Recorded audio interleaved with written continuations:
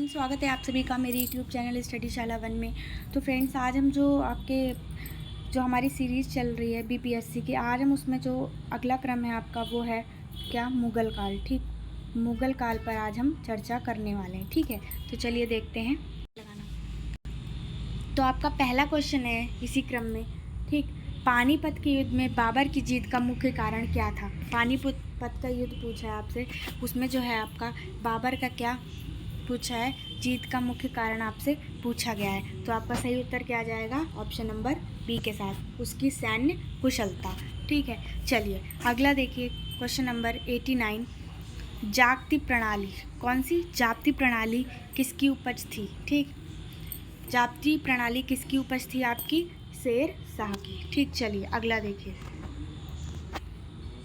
जवाबित का संबंध किससे था, किसका, जवाबित का। जवाबित का संबंध आपसे पूछा है, क्या राज्य कानून व्यवस्था से था, या मनसब प्रणाली को नियंत्रित करने वाले कानून से, या टकसाल से, या फिर कृषि संबंधी कानून था। तो 90 क्वेश्चन का सभी लोग आंसर करेंगे, तो इसका क्या होगा, राज्य के कानून से इसका क्या था, संबंध था। किसका, आपका जवाबित का। चलिए अगला देखिए फ्रेंड्स। अगला क्वेश्चन बहुत अच्छी सीरीज है। देखिए ये सारे क्वेश्चन आपके पूछे हुए क्वेश्चन हैं। कहीं ना कहीं मुग़ल काल, अब हिस्ट्री तो बदलेगी नहीं, क्यों फ्रेंड्स, हिस्ट्री का पोर्शन तो आपका बदलेगा नहीं, आपका इतिहास वही रहेगा। उससे क्या क्वेश्चन बनेंगे, जो भी क्वेश्चन पॉसिबल्स हैं वो सारे यहाँ पर आपको कराए जा रहे हैं। ठीक, चलिए 91 क्वेश्चन देखिए। ईरान के शाह और मुग़ल शासकों के बीच झगड़े की जड़ क्या थी। किसके, ईरान के शाह और मुग़ल के शासकों के बीच की क्या पूछी गई, झगड़े की जड़ पूछी गई। काबुल, कंधार, कुदुत या गजनी। ठीक, तो 91 क्वेश्चन का आंसर क्या होगा आपका, कंधार। चलिए, मुमताज़ महल का असली नाम क्या था, आपको बताना है। मुमताज़ महल का असली नाम, बहुत इंपॉर्टेंट क्वेश्चन है, इस तरह के क्वेश्चन आपसे पूछ लिए जाते हैं। क्या नाम था उनका, बानो बेगम। क्या नाम था, बानो बेगम। अगला देखिए, किस मुग़ल बादशाह को जिंदा पीर कहा जाता है, जिंदा पीर कहा जाता है।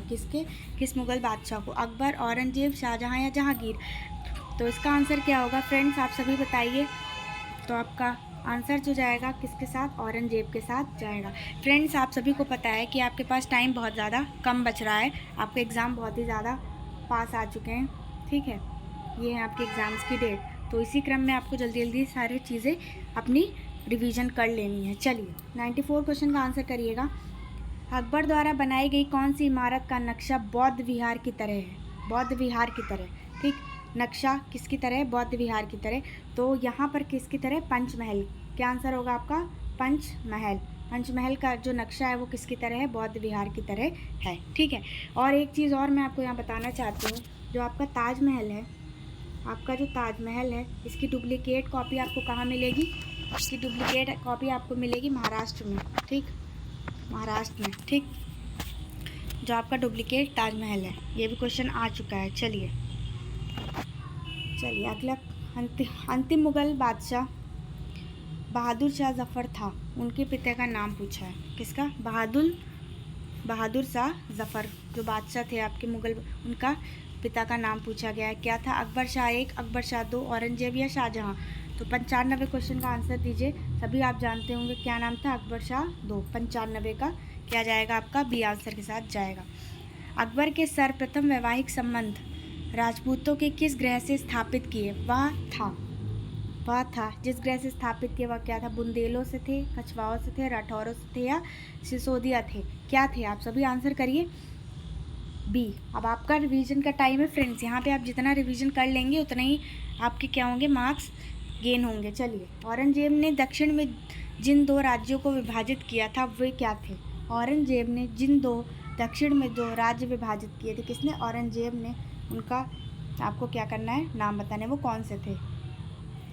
तो यहाँ पर आपका क्या जाएगा, बीजापुर और गोलकुंडा। ठीक, बीजापुर और गोलकुंडा, जो कि कहाँ आपके दक्षिण में पड़ते हैं। चलिए अगला देखिएगा इसी क्रम में। निम्नलिखित मुग़ल बादशाहों में से कितने अपनी आत्मकथा फारसी में लिखी। कितने लोगों ने अपनी कथाएं किस में लिखी, किसने अपनी आत्मकथा किस में लिखी, फारसी में लिखी। तो आप यहाँ पर आंसर करिएगा किसका, 97 क्वेश्चन, 98 क्वेश्चन का आंसर दीजिए सभी लोग। यहाँ पर आप सभी जानते होंगे इसका क्या होगा, जहांगीर। चलिए अगला देखिए, 99 क्वेश्चन आपका आ गया है यहाँ पर, तो देखिएगा सभी लोग। निम्नलिखित मुग़ल बादशाहों में से किसने अपनी आत्मकथा फ़ारसी में लिखी? तो किसने लिखी थी? अभी मैंने आपको बताया किसने, जहांगीर ने। किसने लिखी थी आत्मकथा, अपनी बायोग्राफी किसमें लिखी थी आपकी? फ़ारसी में। 99। मुग़लों ने नौरोज़ का त्यौहार लिया, किससे लिया ये बताना है आपको, ठीक। पारसियों से, यहूदियों से, मंगोलों से या तुर्कों से? तो इसका आंसर आपका क्या होगा, किससे? पारसियों से, ठीक है। चलिए अगला क्वेश्चन देखिए, कौन सा मकबरा द्वितीय ताजमहल कहलाता है? देखिए अभी मैंने आपको बताया था द्वितीय ताजमहल के बारे में, आपको पढ़ता कहाँ, ये महाराष्ट्र में, और आपका पहला जो है वो है आगरा में, ठीक। तो अनारकली का मकबरा, इत्तेहाद-उल-दौला का मकबरा, बीबी का मकबरा, या कोई नहीं? 100 का सी दीजिए, 100 का क्या होगा आपका? सी, ठीक। आंसर आपका जाएगा सी के साथ, सी आंसर आपका होगा। चलिए अगला क्वेश्चन देखिए, किस बादशाह के अंतर्गत मुग़ल सेना ने अपनी सर्वाधिक हिंदू सेनापति थे? किस मुग़ल बादशाह के अंतर्गत मुग़ल सेना में क्या थे, हिंदू क्या थे, ज़्यादा थे? वो हुमायूं, अकबर, जहांगीर या औरंगजेब? तो आपका सही जाएगा क्या? औरंगजेब की सेना में जो थे क्या थे, अधिक, जो सर्वाधिक जो मात्रा थी वो क्या थी, किसकी थी? आपकी हिंदुओं की थी। किसकी? औरंगजेब। चलिए देखिए, किस इतिहासकार ने अकबर द्वारा दीन-ए-इलाही को एक धर्म कहा? क्या? दीन-ए-इलाही। तो आपका सही आंसर किसके साथ जाएगा? ऑप्शन नंबर बी के साथ। अब्दुल कादिर बदायूं ने जो कहा था वो ऐसा कहा था, ठीक है। चलिए, अनवार-ए-सुहैली ग्रंथ किसका अनुवाद है?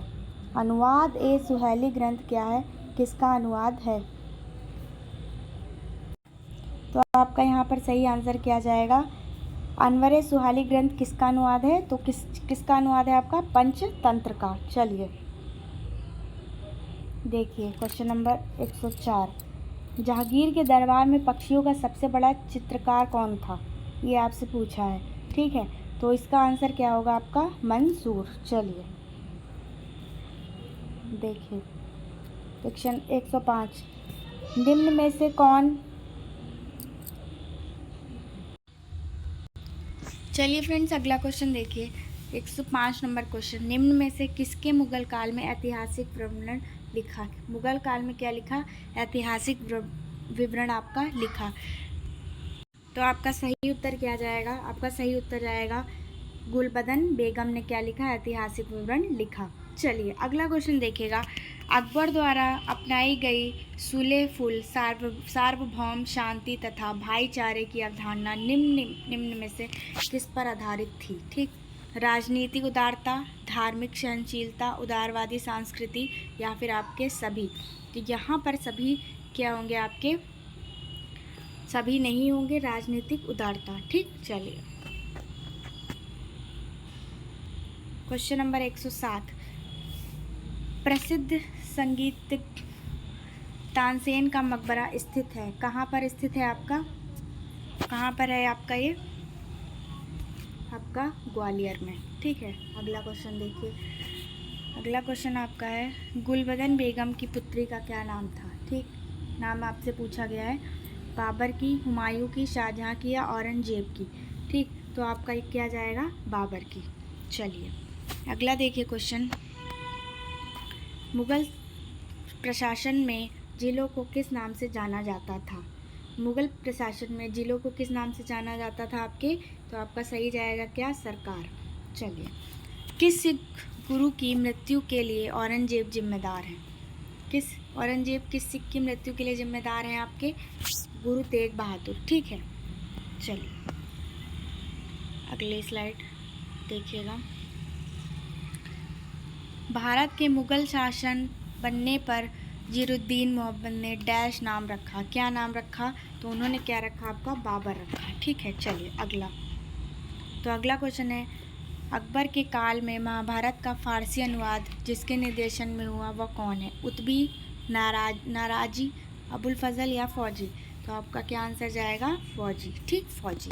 दिल्ली के प्रसिद्ध जामा मस्जिद का निर्माण किसने कराया?